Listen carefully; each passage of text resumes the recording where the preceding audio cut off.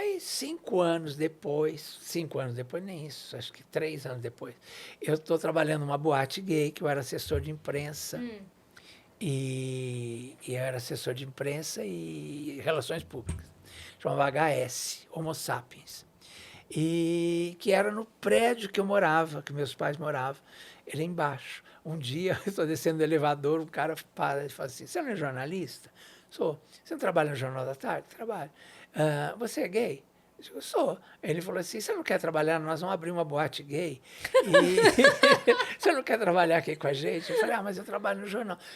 Vamos te registrar em carteira. Quanto você ganha lá? Eu falei, ele falou assim, vamos pagar o mesmo salário para você, mas é à noite, não tem nada a ver com o seu trabalho. Olha que coisa maluca.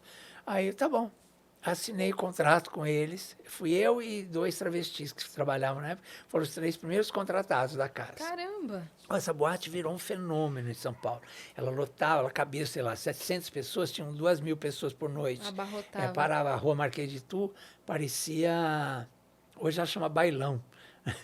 Mas no auge dela era badaladérrima, eles traziam coisas de Nova York, aquelas coisas e tal. E eu era o Relações Públicas, levei todo mundo, levei Regina Duarte, Zezé Mota, Clodovil, Rubens de Falco, todo mundo foi lá, até quase a Elis. Porque a Sério? Elis era muito minha amiga.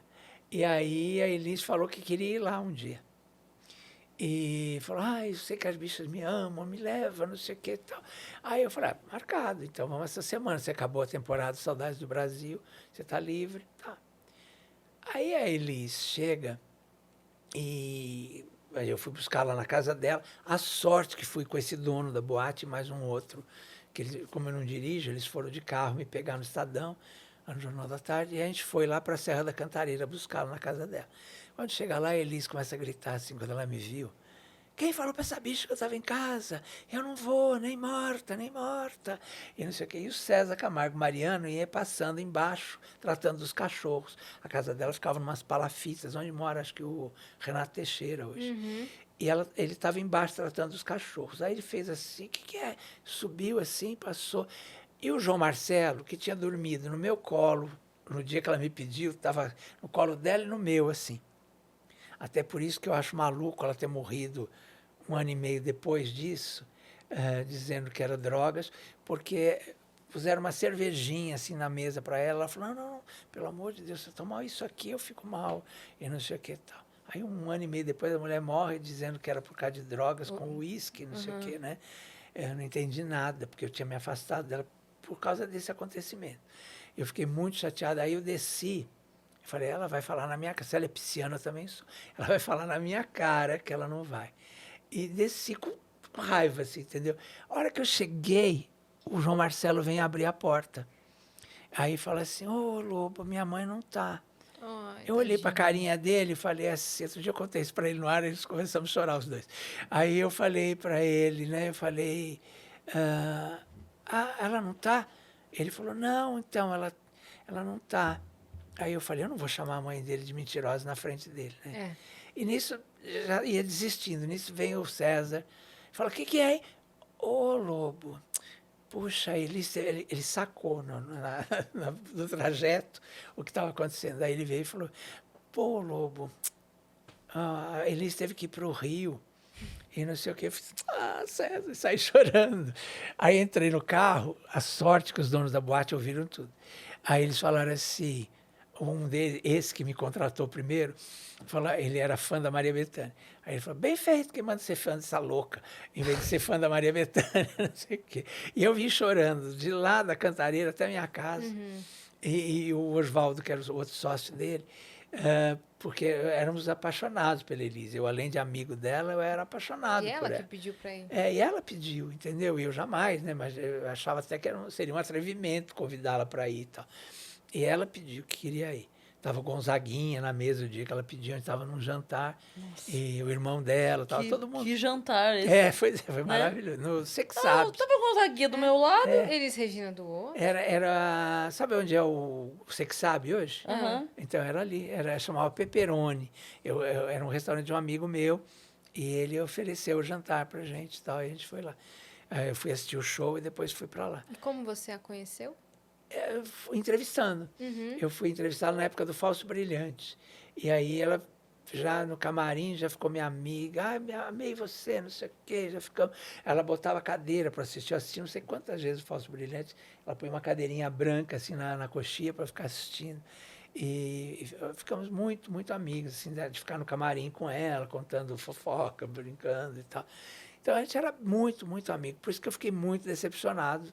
Aí me afastei dela e foi o que aconteceu um ano e meio depois. Eu acabei não indo ver o último show dela, aquele Trem Azul, né, que chama. Eu fui no Canecão, lembra? Naquele Canecão que tinha em São Paulo. Aí eu não fui assistir porque eu estava magoado e tal.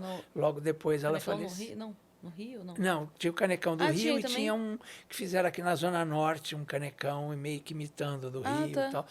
Ela fez o último show lá. E, enfim, aí eu cheguei na boate, porque ela não foi, cheguei eu com os donos e tal, e chorando e tal, e eu morava em cima. Aí eles falaram assim para mim, eu falei, desculpa, Oswaldo, Vanderlei, não quero mais trabalhar nisso. Esse negócio de trazer artista, não, eu vou infartar com 24 anos, não vale a pena e tal. Aí eles falaram assim, olha, tem um garoto que a gente conhece que diz que é muito seu amigo e que ele não queria o seu lugar, mas ele falou que se um dia você não quisesse mais fazer, eu podia chamar. Eu falei, quem é? É Augusto Liberato. Eu falei, meu amigo, pode chamar ele. Então, aí nos reencontramos, olha que maluquice. Aí ele falou... Isso ele já estava mais velho. Aí ele me contou onde ele estava trabalhando e aí até um dia, um desses dias, porque eu fiquei junto com ele, eu fazia as perguntas na ficha e tal, e ele trazia os artistas. Só que aí ele começou a trazer, assim, o Ed Carlos, a Sônia Lima, a Flor, sabe? As pessoas que eram lá do SBT, e não era o público da casa. Aí o público da casa era mais sofisticado e tal, então ele não ficou muito tempo lá. Mas eu ajudava ele, entendeu? E aí um dia ele estava comemorando lá olha que, o primeiro salário dele como apresentador. E aí ele me contou a história. Eu comecei como boy, depois virei produtor no SBT, nesse tempo aí que a gente não se viu e tal. Ele precisava ficar dedicado. Aí e foi falou, fazer carreira lá dentro. E agora eu recebi meu primeiro salário como apresentador como chamava? Sessão Premiada. Que eles sorteavam as bolinhas assim durante o filme. E aí o primeiro salário, ele falou, vou comemorar hoje a noite inteira, não sei o quê, com o salário que eu ganhei como apresentador. Então. Bom, daí para frente veio Viva a Noite, aí eu vivia lá no Viva a Noite com ele, enfim, fomos amigos a vida inteira, né? Por isso que eu tomei um processo agora, recentemente, da Miriam, né? Porque eu disse assim, mas eles não eram casados, ela não era esposa dele, eles tinham um acordo para ter os filhos. E aí ela ficou brava, porque, né? E aí os movimentos todos aí, porque hoje em dia, assim, qualquer coisa, né, sobre mulher, vira uma coisa, todo mundo se junta e tal. E muita gente, inclusive, ficou eu falei, não, mas gente, mas não era. Uma coisa é uma coisa, outra coisa é outra coisa. Né? Eles não eram casados. Tudo bem, eles tiveram filhos, eles tinham um acordo. Né? E eu sabia, né? Então, acompanhei, inclusive, quando o João Augusto nasceu, eu tenho até as camisolas. Ele deu umas camisolas de presente na maternidade, e eu e a Astrid, na época a gente fazia o Melhor da Tarde juntos lá na Band, e eu e a Astrid fomos visitá-la, porque a Rosmília estudou com a Astrid no cursinho. E aí a gente se reencontrou. Que conexões malucas, né? As conexões doidas. E aí fui eu e a Astrid lá visitar o João Augusto quando nasceu. Aí ele estava todo emocionado, que era o primeiro filho e tal. Ficou chorando, assim, a gente saiu, até deixamos ele lá. E eu tenho as duas camisolas, porque a Astrid acabou deixando comigo a dela. Eu tenho até hoje guardadas as duas, assim, de recordação, né? Que era um desenhinho, assim, um menininho, né? Escrito João Augusto e tal. Então, tenho até hoje tenho lá.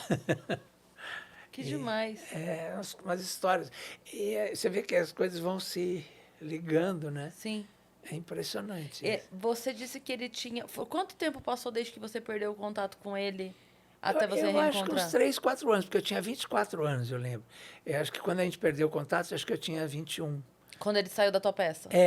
Exato. Caramba, então em 3, 4 anos ele tava de boy, Passou a ser... Porque depois eu soube... Não, porque de boy, ele começou antes ainda. É que eu não sabia, eles nunca... Claro, a gente não tinha tanta intimidade no começo, ele não me contou nada disso.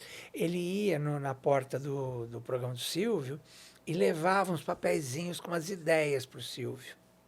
E aí o Silvio achou aquilo maluco e adorou aquilo e falava assim, traz mais, traz mais. Então, toda semana ele ia e levava ideias para o Silvio. Ideia de quadro? De quadros e tal. E aí o Silvio adorava aquilo, entendeu? E aí virou e falou assim, você não quer vir um dia? Ele falou assim, você não quer vir trabalhar na minha emissora? Aí você fica me dando as ideias aqui dentro. Aí botou ele de boy. E ele continuou dando as ideias, até que um dia, acho que quando ele foi fazer a peça comigo, ele já estava começando como produtor. Sim. Né? E aí ficou um tempo como produtor. E dizem, lá no SBT, eu não acompanhei muito esse momento, mas dizem que ele se revelou o melhor produtor do SBT. Que ele era incrível, que ele era realmente criativo. E que aí o Silvio ficou muito encantado com ele e aí falou, vou te dar um programa. E aí deu... TV premiada para ele. Sensacional. A sessão premiada. É maluco, né? E você acompanhou essas histórias tudo de isso. perto, e sabe? aí,